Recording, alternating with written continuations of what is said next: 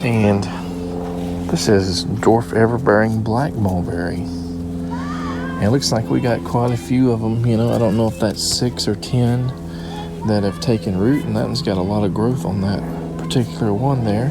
What's interesting about this one is these guys used to be sold as Morse Niagara. And now, guess what? A lot of nurseries are still selling them as Morse Niagara, even though I'm pretty sure they've done genetic,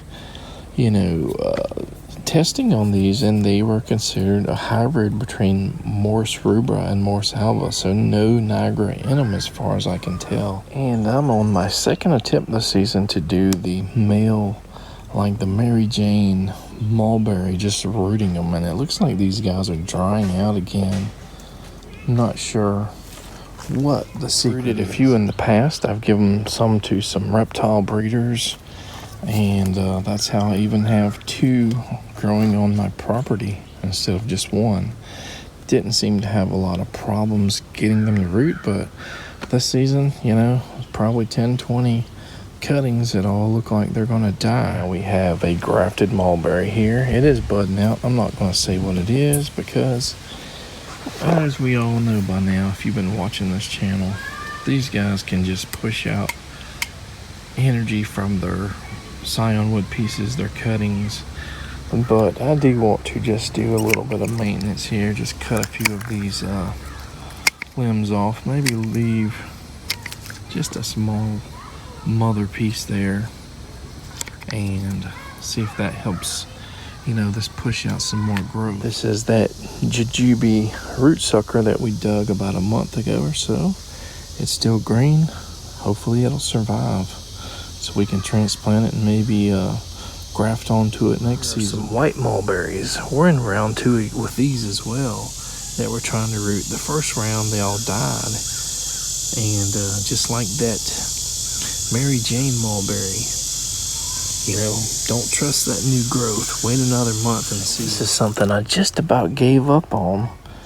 That other persimmon, American persimmon root sucker that I pulled out of the ground with minimal roots.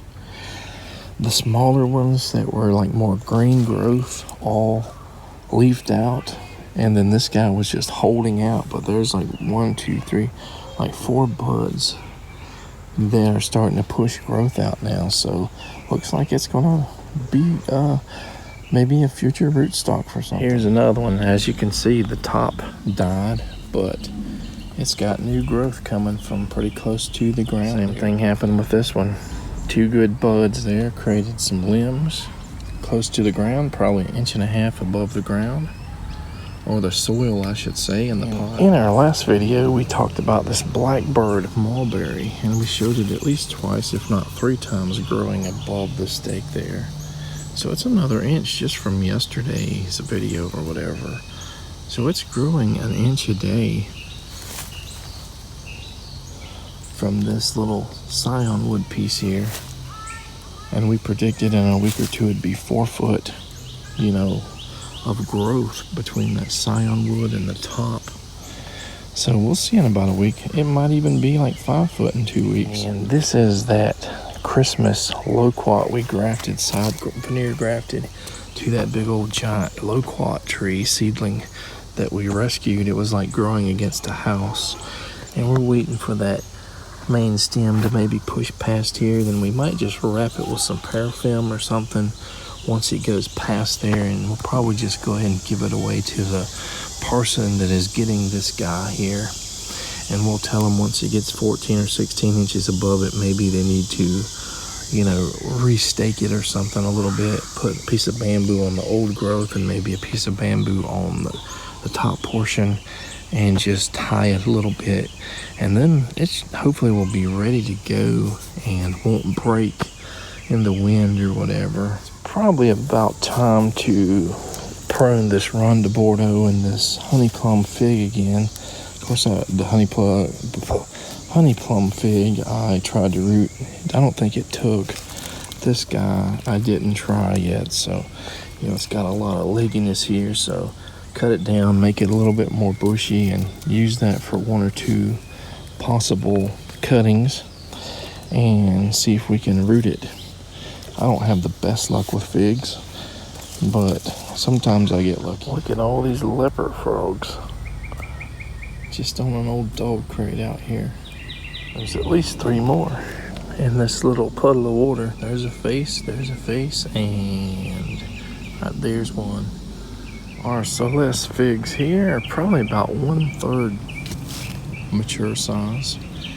So they got a little bit more growing, I guess, to do before they're ready to eat. Well, it's been probably 2 days since I worked on this garden vlog, except looking at those frogs. And I just started feeling really bad. Got major neck aches, headaches, some body aches, and fatigue. And then the last 2 days I have not been able to get any sleep for whatever reason. This out. Let me see. I can get this guy to there is a green bud there and a green bud right there on one of these pineapple guava grafts. So that's the second graft that took. I think that might be the same one though, same variety. And we still got a different variety there that has not showed any sign of taking yet. So we did probably 2 to 3 of them and 2 to 3 of those guys. So New Zealand and then 8 Ball. So we got quite a few of the Fuyu persimmons here, or giant Fuyus or whatever they are. Last year we only had a couple, but it looks like we got a pretty good year this year. Probably 1/3 grown. Tree's only like maybe 7 to 9, maybe 9 foot at the highest peak up there. By the way, we're in another day of filming here. So I took 2 days off. Started to feel a little bit better yesterday. Kind of like when your fever breaks or something, when you have some kind of virus or something. And but I wasn't 100%. So as soon as that sun came out, that humidity levels and temperature came, sky high, I started just feeling nauseated outside, and I said, well, I can't really finish it.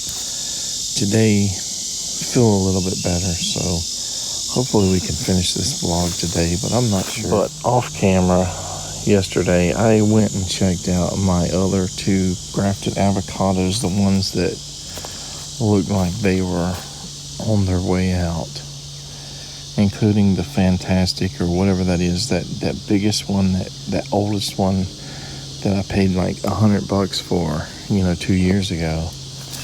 And from the top, it looked like it's pretty much dead, but wherever the weeds and stuff were growing and shading it a little bit, it's green. So that's pretty much exactly how it did last year. So, it can't really handle the sunlight yet. It hasn't gotten used to it, despite it being an older and larger avocado, which you would think that it would have that, acclimation to the sun, I don't know how many years old it would have been, because it was like in a 10 or 15 gallon bucket. How many years did it grow in the sun, or was it just grown in a greenhouse all that time? I don't know. But it's alive. And the other one that we planted, same thing, that was in the first mycorrhizal, like aged wood chip alternative bed, the first one we built, that we planted in there. Same thing, low to the ground, above the graft. I'm sure it's still green. It has, leaves and all. So these guys need to get used to the sun. The other one that was doing well earlier is still doing well, and it's got pretty much very similar sunlight, in Toxicity Island. So it seems like it's already used to the sun for whatever reason. Well, I'm being called by a kid again. I don't know why, but I can't promise you I'll finish this vlog now. We'll see how it goes. All right, I'm back a couple hours later, same day. And I was just looking at these GHB avocados here, and they've been pretty much in full sun. They might get like the evening shade there or whatever. And yeah, there's a little bit of sunburn on here. And yeah, they're all, 10 or 15 or whatever, are all kind of shading each other a little bit. But they do seem to be taking, pretty much full sun, midday sun. Probably not a whole lot of morning sun, a little bit. And I just wonder if like different genetics play a part in how they tolerate, full sun before they get used to, full sun like some of them do. Like our 2 grafted ones we put in the ground don't take it very well at all, and one of them seems to tolerate it just fine, without trying to get it used to that sunlight, that sun exposure. Look at that woodpecker there. There was 2 of them just on the ground, and they just flew away. I wish my camera had a better zoom. So I definitely would like to show you guys all the mulberries, but we're still in that few weeks where energy reserves are being used on scion wood, so there's still no guarantee anything that looks alive and healthy and pushing out buds and stems and leaves, even fruit, is going to make it. But I did want to show you guys something. Now this is the Illinois everbearing, our main tree we got from the nursery, and we've got cuttings and from this, over the last 6 months or however long we've had it, maybe longer, and rooted stuff, and we're trying to root some more where we took some other grafts and put on here. We got 2 on here, and I forgot to wrap the scion wood, and you can see it's kind of getting a little bit dry. That guy's still a little bit green. I can see a little bit of green buds right there. We'll see. But a lot of things, I've talked about this, I think that is better wrapped, and a lot of things are better unwrapped. I haven't got enough experience to say absolutely what does better wrapped, but I'm pretty sure mulberries, based on me not having any grafts take 2 years ago because I didn't wrap them, and I think that they're better wrapped when you graft them with parafilm. Briefly just look at another one that is wrapped, and you can see it's already pushing out new growth because it's holding that moisture. There are probably a lot of plants that will, be successful either way when you graft them, or it may just sway just a little bit to wrap them, like pawpaws. My first grafts were just using Walmart plastic bags as grafting tape, and they took just fine, and I did not wrap the entire piece of scion wood. And now with mulberries, I'm trying to not just wrap them with parafilm, but also to wrap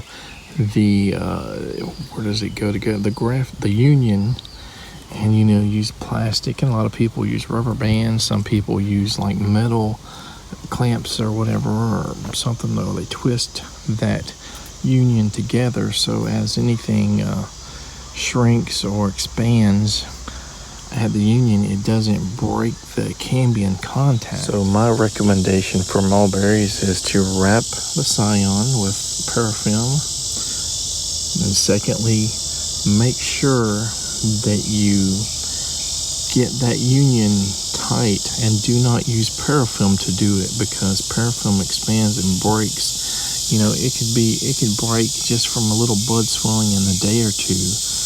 So there's nothing holding that union together when you use parafilm alone, unless you're super good with T-buds or bud grafting. I would suggest using the whip and tongue graft whenever the scion and the rootstock is large enough, and will actually let you cut that. Sometimes it's so weak that you can't easily get a whip and tongue out of one or both pieces, so you might have to go with a cleft graft or something.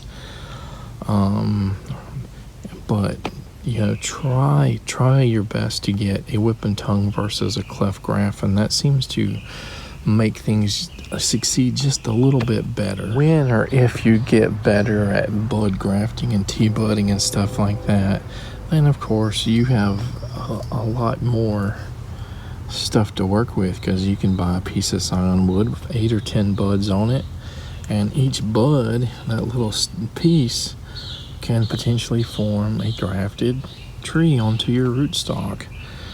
But you know, some people even use a single bud for persimmons, and they're using a cleft or a whip and tongue or something like that too. It probably depends on how much wood you got to work with, the spacing of the buds and all that. And just seeing the low success rate I'm having on persimmons so far, I probably would like to move to a single bud cleft or whip and tongue, you know, once I get the rootstock built up, because felling with 3 buds where you have 3 chances to succeed or fail versus 1, you know, you have, I guess, a better chance of having more persimmon varieties, or at least successful takes on your grafts. We haven't looked at this guy for a long time. This is our guava, and it looks like it's growing kind of like a shrub, kind of droopy, sideways. It's going, nothing's really going like straight up. But this guy's a pretty slow grower. It hasn't, you know, what is it, grown maybe 2 or 3 inches total, maybe a half an inch or inch on each of one of the smallest branches, maybe 2 inches or so on the longer one. Where's the actual trunk? I guess this is the actual trunk here. Should I stake it up, put it in a little bit more sun? So this is kind of like a, I guess, similar to a guava of some sort.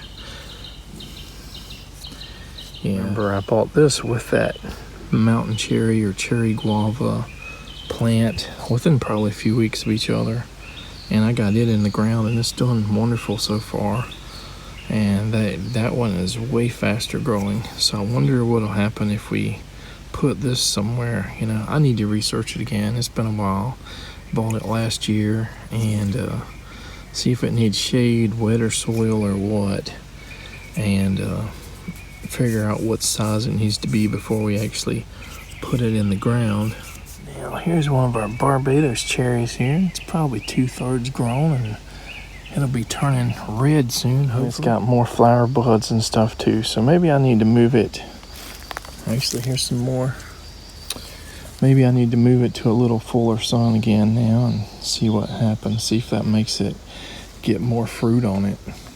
Before I end this vlog here, I guess I'll talk a little bit more about these GHB avocados. I think I should probably trial a few of these, 2, 3, 5 of them in the ground in mostly sun or whatever, just to see how well they actually do on their own. And we may have to build up the soil a little bit, make like a mycorrhizal bed on a few of them or all of them, because they're known to get bacterial root rot. But I think, you know, if they survive the summer and the sun, they'll most likely survive the winter now. They were outside on most of our frosts, except, you know, the worst of the worst. So they've got some hardening off, I guess. Although there is like no brown on the trunks yet, so they're not completely hardened off. But they might do it during the summer. They might harden off pretty well. This is a different bucket that's been growing in the shade, and they look pretty much the same. I mean, there's a little bit of tip burn or something there on the leaves. But see, what we get mildew and stuff when it's in too much shade. Yeah. Well, we definitely need to get a load of potting soil. We were supposed to get it like a month or 2 months back to like put all these persimmons and avocados and anything that's like massively growing as seedlings and stuff like that in a single pot. And yeah, we definitely need some potting soil, and maybe next month we'll get it so we can separate everything, figure out what we're going to donate, and yeah, figure out all that stuff. But lawnmower breaking down, and we still probably need a new battery for the lawnmower we got. Unsure of if we need anything else. New blades. Here's the jackfruit here that probably needs to be repotted. Looks like we got a lot of grasshopper or some kind of damage here on these guys. look like all the leaves on a few of the stems. Alright guys, I think I'm going to end this vlog here. Just seeing how many persimmons and persimmons over there, and jackfruit and avocados and stuff we need to repot. Probably need 50 gallons plus to repot everything. But yeah, we can't do it now because we don't have the materials. And we can definitely put some stuff in the ground though, without using pots. Anything we're going to just put in the ground soon, we can just pluck it out of the pots and try to find a place to put them. But we'll do that later, probably off camera. All right guys, take care.